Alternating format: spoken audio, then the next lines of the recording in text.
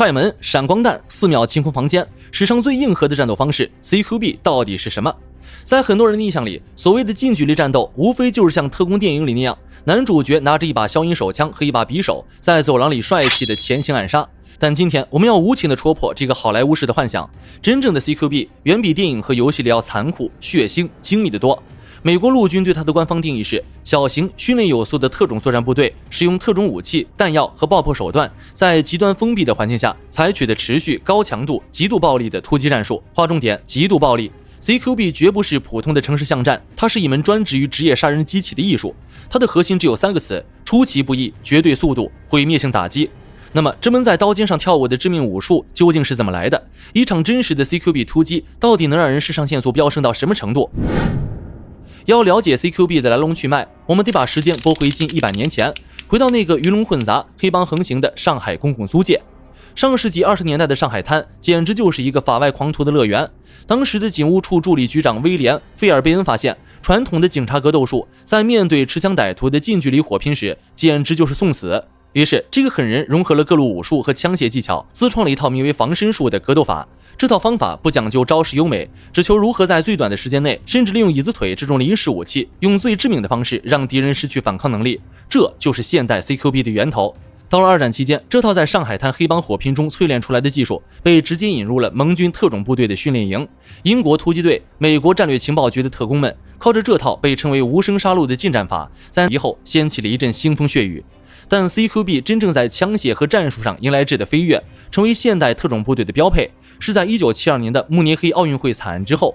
欧洲和美国的顶尖反恐部队，比如英国的 SAS、美国的三角洲、德国的 GSG9，开始抱团研究如何在空间狭小、人质密集的建筑物内实现快速、精准、零误伤的突袭。于是，闪光弹、破门炸药、短管冲锋枪以及经典的4人突击小组战术应运而生，并在1980年的伊朗大使馆危机中，由英国 SAS 一战封神。不过，在很长一段时间里， CQB 一直被视为高大上的人质救援战术，只是特种部队的专属专利，普通的常规步兵根本接触不到这种高级货，他们的城市战教范依然停留在60年前的水平。直到2004年，伊拉克战场上的费卢杰绞肉机彻底打醒了美军。在那场血战中，习惯了呼叫空中支援的美海军陆战队，在面对错综复杂的城市建筑和藏在暗处打黑枪的叛乱分子时，传统的战术不仅效率极低，更是导致了大量友军误伤。美军痛定思痛，终于打破了特种部队对 CQB 的垄断，开始将专业的建筑物突入、房间清剿战术全面下放到常规步兵连队。